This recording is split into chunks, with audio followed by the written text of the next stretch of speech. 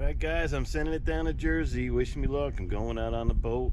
Giant sea bass and M95 masks. Alright guys, we're past that construction and we're moving along. I'm about to get up here onto 287. You guys want to go out on a party boat, there's 4 things you got to do. The thing you got to do is you got to make advanced reservations. They're only taking small numbers of people out on the boat, so you gotta, practically be lucky to get on board. And then they want you to require you to bring hand sanitizer, the gloves, and the masks. So those are 4 things you gotta know.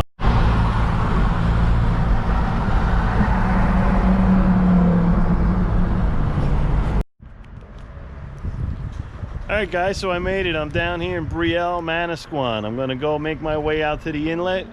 We're going to try doing a little fluking. I hear there's some blues in the inlet. And we'll throw the SP minnow out in the surf.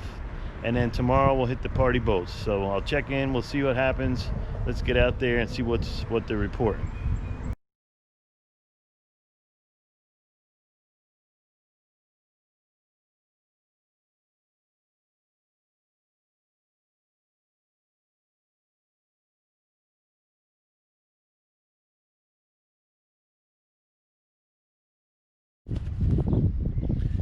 Alright guys, so I'm getting rigged up here. Found a parking spot around the corner from the inlet. And what I'm going to do is I'm going to try bottom fishing for fluke. So I tied a double overhand knot and made a loop that I can put my weight on with, and it'll hold my weight to the bottom. And then above I did a motorcycle. On the top I did a dropper's loop, and then I can attach the hook.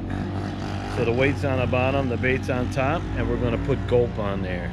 I'm going to cast out in the inlet. It's low tide right now, and I'm waiting for the tide to switch any minute now. The tide's going to start coming in, and then later on we're going to switch over to stripers, and I'll throw some big plastics, some diamond jigs in the surf. So I get them. All right, Robbie got a fish on, guys. This is my son Rob Jr. over there, and he just hooked in. I changed him up, got him a new lure on there. And it looks like he snagged them, but he probably hit it and missed it. And now he's gonna have to get him off the hook. Good job, Rob. So what were you doing when you got that guy? I was just going semi-slow, and he just hit it. And so just cast out and retrieve it, and yep. Second blue of the year. All right, he's coming back, guys. Let's get some more. Rob's hooked up with another one. I got to get my line up so I don't get snagged. Oh, I got one too. Oh, he just hit it. Did I catch your line? Oh, I just had one grab mine too. It's like a crazy bluefish feeding frenzy right now. There you go. That's a better size. Robbie's getting them up. Get him up on that rock. Pin him down.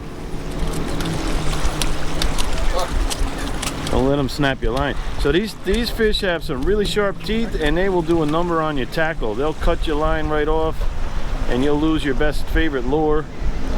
But these are the smaller size ones, and we're able to handle them. You just definitely don't ever put your fingers in a bluefish mouth.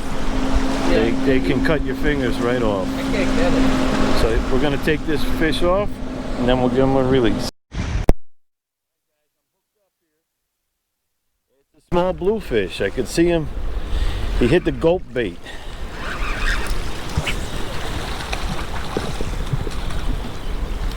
Bluefish on a Gulp. I was trying to catch some fluke in the inlet, and the blues are running right now. So we got ourselves a little bluefish, cocktail blue. All right, buddy, slow down.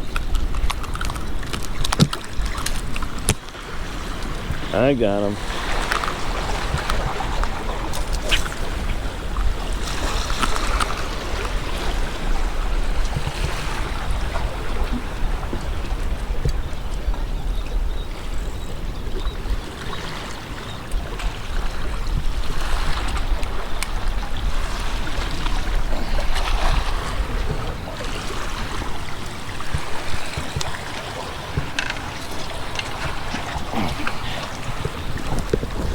Okay, look at that guy.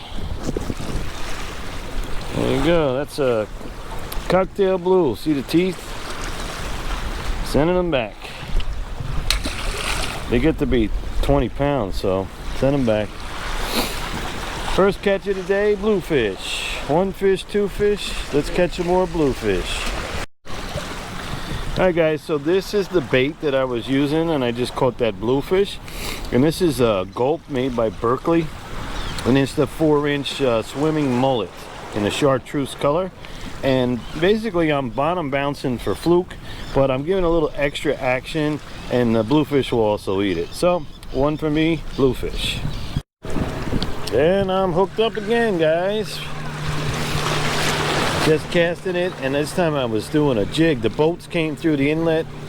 I was just recording those boats, speed boats coming through, and then as soon as they came through, they pushed that school down.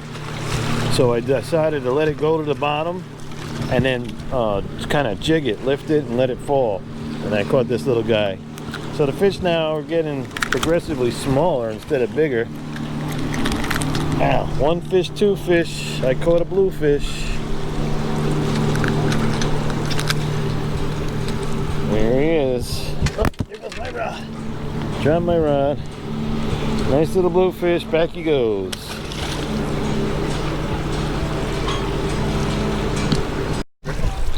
So we got some bigger ones coming in.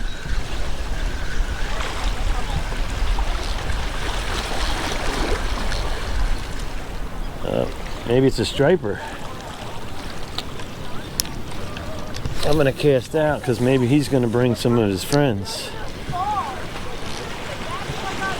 Oh yeah, I see him. Man, he can swim so fast, that fish.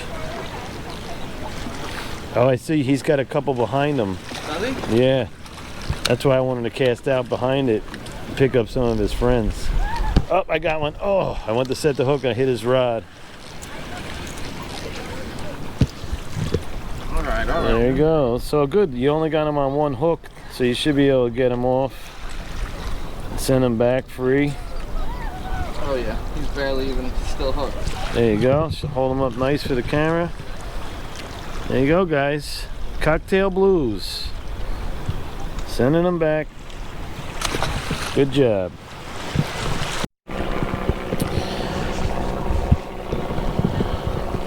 So the fish are getting smaller and the action is slowed down a little bit. The boat traffic and tide is changing, going from low to high. We were kind of at a slack tide. It almost seemed like we had no current. And if you look, you see the bubbles. They're just sitting there in one spot. So we're basically in a slack. The tide's not coming in or going out, and then shortly it should change. So as soon as it changes, the first 3 hours of the change of tide, whether you're going from low to high or high to low, are usually the most productive.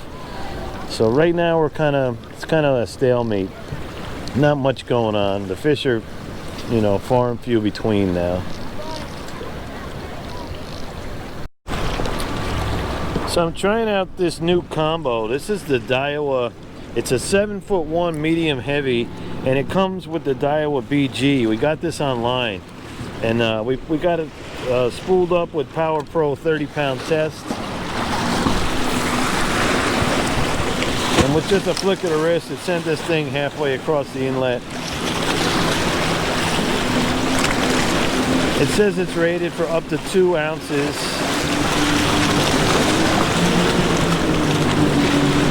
And you can put up to 40-pound braid on the reel.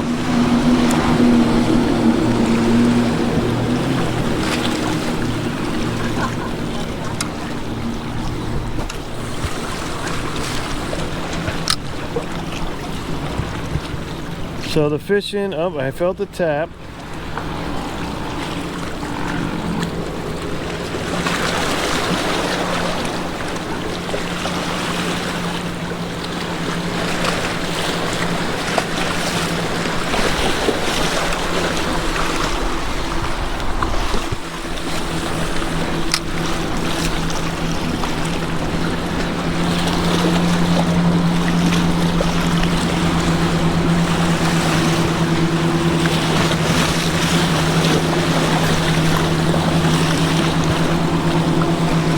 caught a seaweed. So overall, I think that it's a great little setup. It's like an inshore, great for an inshore rod, 7'1". I'd say it has a fast tip, you know.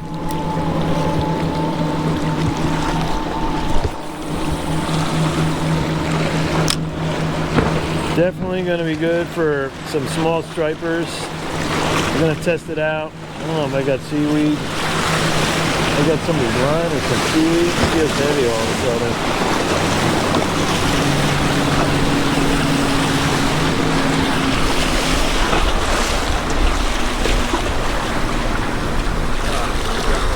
Yeah, can you get that off?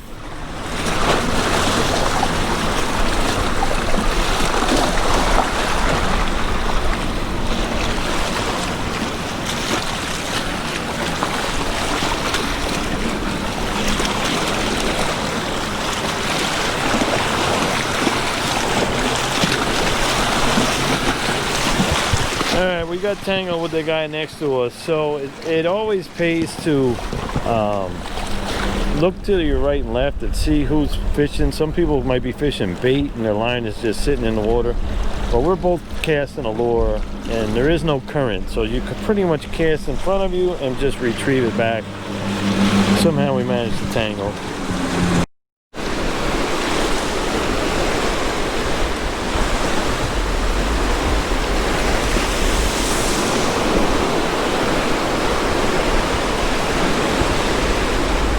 Show everybody how you make the cast.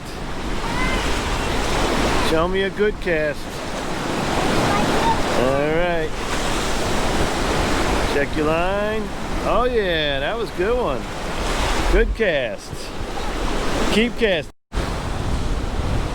Alright guys, I made it to the beach. We have a real strong north wind. The surf is pretty rough out there. I'm going to start off throwing a top water popper. I'm going to rip it through that surf, that rough water. Sometimes it stirs them up. We'll get some big stripers. I'll check in, we'll see. If not, this is going to be the end of the video because it's going to get dark. So just want to say thanks to everybody that's been subscribing. I picked up a bunch of new subscribers. And, you know, be safe out there and tight lines. I'll see you in the next video. I'm going to put out another one about sea bass fishing.